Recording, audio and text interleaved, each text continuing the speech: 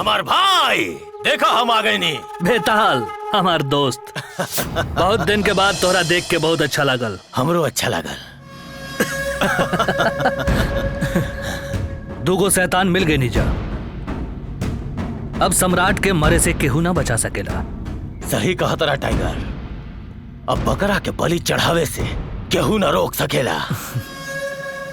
लेकिन काश a moment Pay Diana रहित तो हम दोनों के दोस्ती से कितना खुश होके।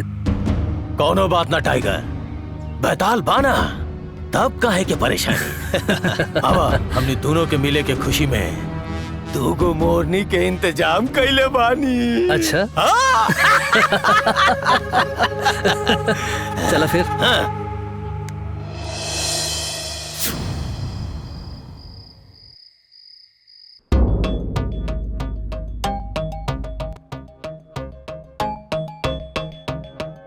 डायना, मैं तुमसे कुछ पूछ रहा हूँ। तुम्हारे साम्राज्य में और कितने तुम्हारे गैंग में और कौन कौन है?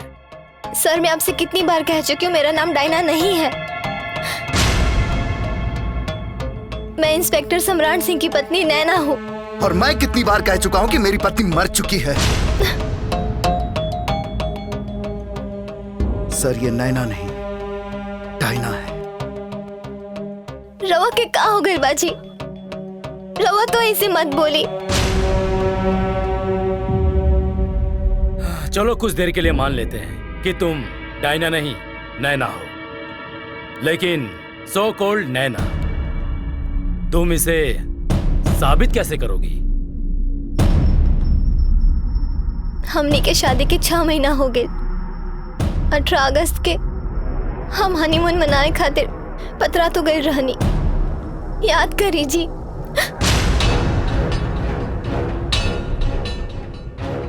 मिस्टर सम्राट, क्या यह सच है? हाँ सर, ये बात सच है, लेकिन ये मेरी पत्नी नहीं है।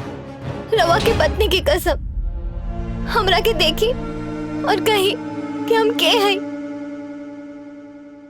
ये बिल्कुल सही है कि तुहार सकल हमार पत्नी नैना से मिलेला, लेकिन ऐसे ही साबित ना होला कि तू हमार पत्नी नैना बाड़ू।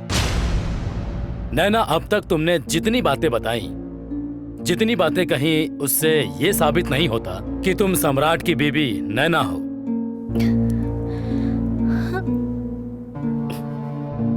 एक मिनट खातिर हम मान लेनी कि तू हमार पत्नी नैना बाड़ू। तो बतावा तोरा गला में जौन मंगल सूत्र रहे वो कहाँ बा? मंगल सूत्र हमरा के नहीं के मालूम। मंगल सूत्र। तोहार खेल खत्म डायना। मंगल सूत्र यहाँ बा। हमार पत्नी हमार गोद में दम तोड़ दे रहे आ ई रहलो कर सबूत।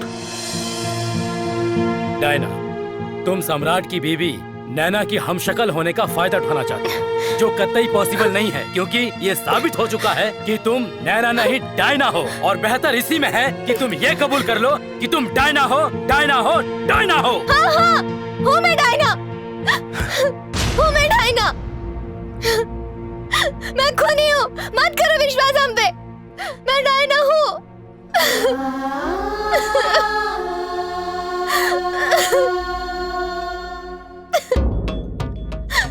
मिस्टर सम्राट, इनकी मानसिक स्थिति ठीक नहीं है। इन्हें इलाज की सख्त जरूरत है और जल्द से जल्द इनका इलाज करवाना चाहिए। इस केस को, इस इन्वेस्टिगेशन को यही रोक दिया जाए। इला।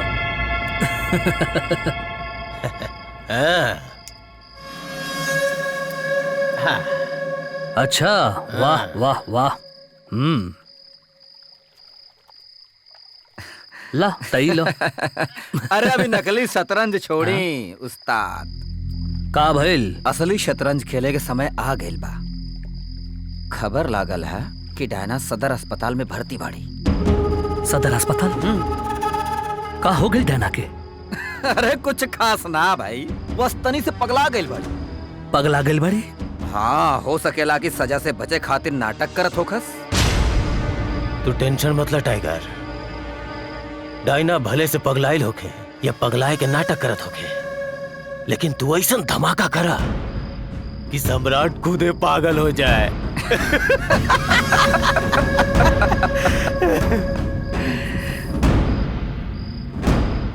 ठीक कहा तेरा, कुछ तो प्लान करे के पड़ी। चला चाल चला।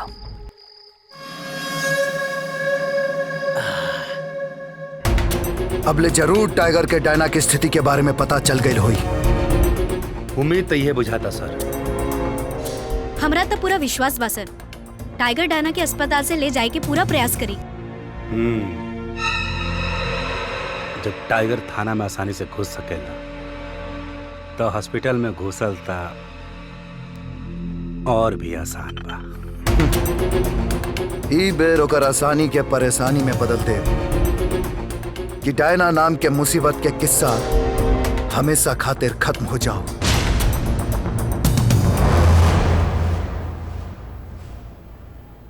सिस्टर जी। का रवा के हम पागल बुझातानी? नहीं, तुम ऐसा क्यों कह रही हो? फिर सबके वो हमके पागल काहे समझता? हमार मंगलसूत्र हमरा पास नहीं खे तो का भइल? तो हम इंस्पेक्टर सम्राट के पत्नी ना है। ओफो, तुम फिर से शुरू हो गई। चलो चुपचाप सो जाओ।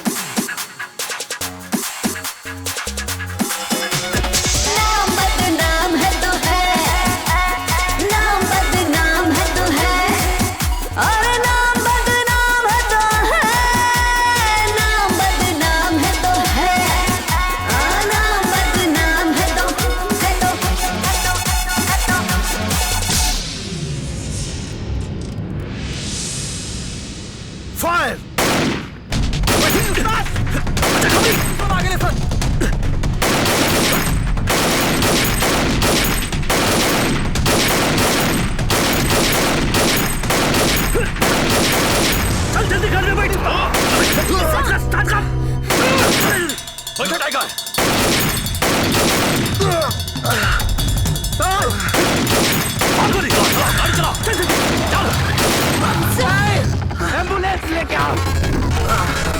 जल्दी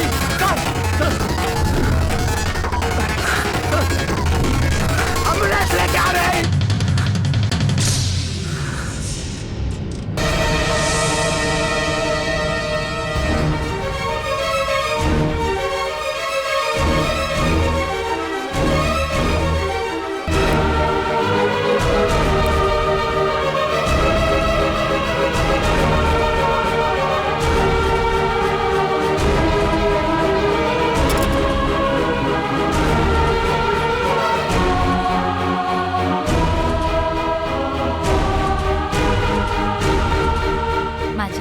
टेंशन मत ले, सब ठीक हो जाए। आई रवा बैठी।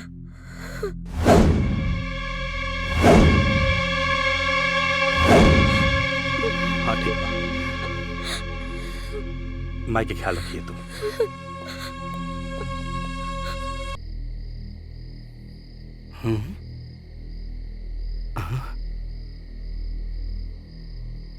बेटी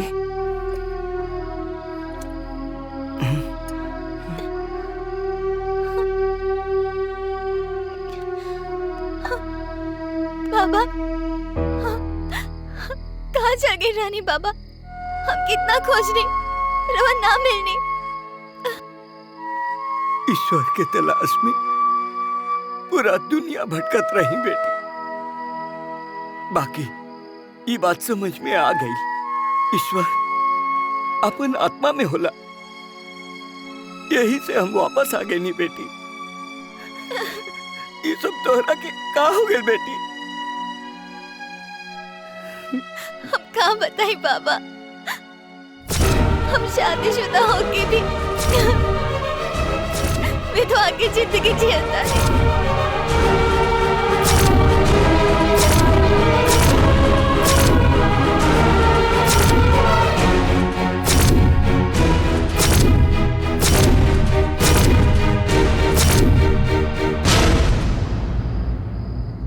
आज तोहरा सुहागन रूप में देख के हमारा आत्मा खुश हो गई, लेकिन ये तोहर बात सुन के हमार आत्मा रोए लगल बेटी। बाकी तू चिंता मत कर बेटी, हम माता रानी से प्रार्थना करब कि तू सदा सुहागन रहबू। ये हम कहतानी और हम माता रानी से प्रार्थना करतानी कि तोरे सुहाग के कुछ ना होगी। तू जा जा, सदा सुहागन रहबू बेटी, सदा सुहागन रहबू। हे माई, हे माई, हमार बेटी के सदा सुहागन रखिया, सदा सुहागन रखिया माई, सदा सुहागन रखिया।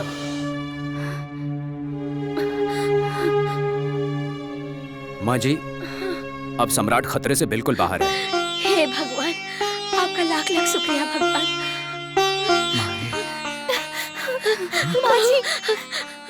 माई, ये जगह से आ गई। हटा बाग रहा हमारा नजर के सामने से। रिलैक्स रिलैक्स सर। बेटा, ई नैना बाड़ी, हमार पतो बाड़ी बेटा। हम इनका के अपन पतो मान ले बानी। माई, तू एकरा बहकावा में आ गईलू? ना बेटा ना, बहकावे में ना, हमके विश्वास बा। ई हमार बहू बाड़ी, एक सुहागन ही आपन सुहा के रक्षा कर सकीले। और ये कलयुग में ना एक सावित्री के रूप में यमराज से तोहर प्राण बचाइले बाड़े। ये तोहर पत्नी बाड़ी। कैसे हो सकेला माई? तोहरा सामने नैना के प्राण हमार गोद में निकल रहे। उठाई ना रहे हमार जुड़वा बहन। सर, नैना बिल्कुल सही कहता है। ये है आपके पत्नी है। ये बात का सबूत हमरा लगे बा। सर, हमनी सबसे गलती हो गई कि हमनी के नैना के डायना समझनी सन। ई नैना ही है सर। जहिया रवा बाहर जाए वाला रहनी, ओए दिन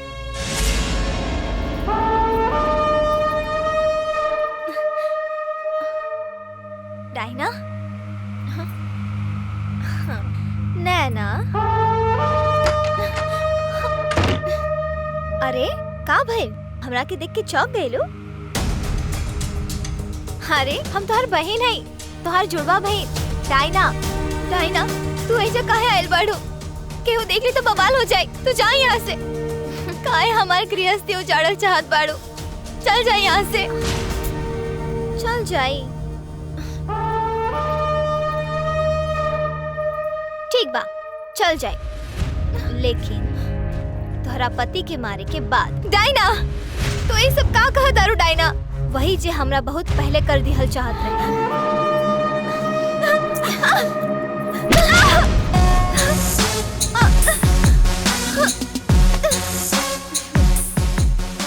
दुनिया में आयल बाड़ा तो कुछ ऐसन कर काम, चाहे हो जाए तोहार नाम बदनाम।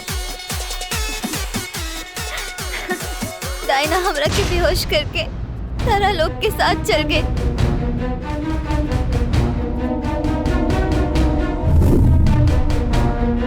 जब हमरा होश आए तो रात हो गई रहे।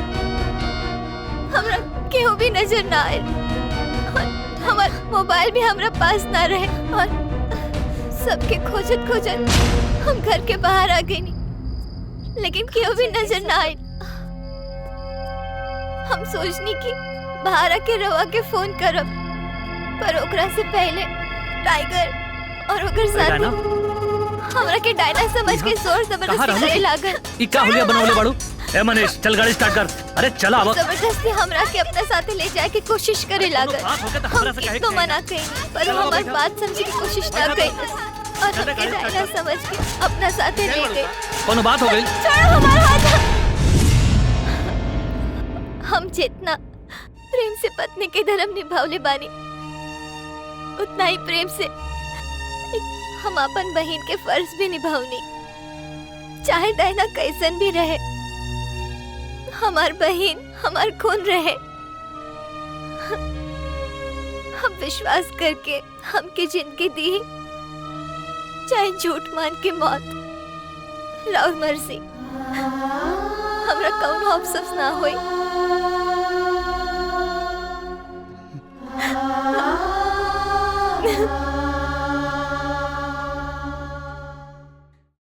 पूरा फिल्म देखे खातिर अभी डाउनलोड करी दंगल प्ले ऐप।